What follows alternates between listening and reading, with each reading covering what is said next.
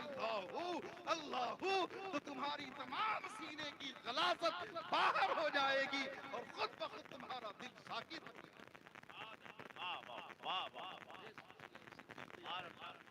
لیکن آپ آئے ہو یہاں کچھ لے کر کے بھی جایا کرو، حضور سے صاحب سجادہ سے فیض لے کر کے جایا کرو، اپنی سبق بتا کے بھی جایا کرو۔ تو بتاؤ گے کیسے؟ جو پڑھے گا نہیں تو بتائے گا کیسے کہ آگے بڑھائے گا؟ ارے سبق استاد کو سناؤ گے، یاد رہے گا تب تو سبق آگے بڑھے گی۔ تم نے یاد ہی نہیں کیا تو کس منہ سے کہو گے حضور میں نے یاد کر لیا ہے، اب مجھے آگے بڑھا دیا جائے؟ بوڑھے ہو گئے ایک ہی سبق میں، کیوں نہیں تم سبق پڑھتے ہو؟ اس لیے تم سبق پڑھو۔ ہمارے ہاں اخفا ہے، خفی ہے، سر ہے، لطیفہ قلب ہے، یہ تمام چیزیں جو ہیں جسم کی تمام غلاظتوں کو ختم کر کے روح کو جوان کرنے والی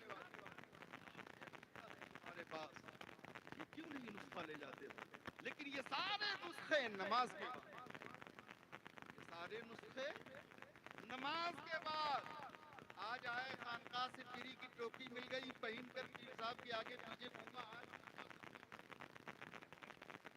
نہیں چلے گا، تمہیں نماز کی پابندی کرنی پڑے گی، نماز پڑھنی پڑے گی، تب پیر صاحب خوش ہوں گے، حضور امام الاولیاء کی روح خوش ہوگی۔ حضور امام الاولیاء کو آپ لوگوں نے، بڑوں لوگوں نے دیکھا ہے، بچوں نے نہیں دیکھا ہے۔ الحمدللہ اس فقیر کو یہ شرف حاصل ہے کہ حضور امام الاولیاء کا غلام ہے۔ اللہ اکبر۔ اسلام کے شہزادوں، امام الاولیاء کا کھانا تو آج کا کوئی مولوی کھا ہی نہیں سکتا۔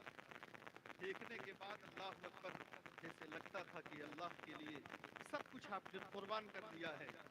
موٹی موٹی بغیر چلی ہوئی چکر کی روٹی، دال ارہر کی جس میں نہ نمک ہے نہ لہسن ہے، اس میں 2 روٹی توڑ لیتے اور کھانے کے بعد پانی ڈالتے، ہو گئی کھانا، ہو گیا آپ کا کھانا، شکم سیر ہو جاتے۔ ہر وقت اللہ کے ذکر میں لگے رہتے، چاہے وہ جتنا بیمار رہے، کتنوں تکلیف میں رہے۔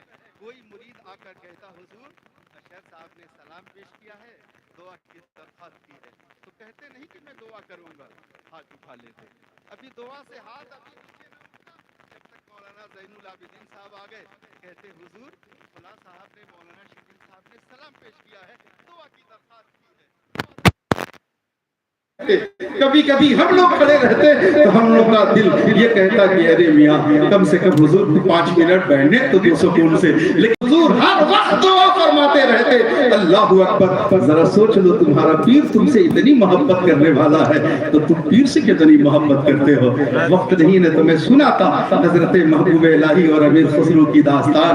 امیر خسرو نے یوں ہی نہیں، حضرت محبوب الہی نے کہا تھا اگر جائز ہوتا تو اپنے قبر میں امیر خسرو کو سلا لیتا۔ حضرات جب وہ تمہارے اندر مند ہوگی تب جا کر کے تم مرید کامل بنو گے، تمہیں امیر خسرو بننا پڑے گا، تب تمہارا پیر محبوب الہی نظر آئے گا۔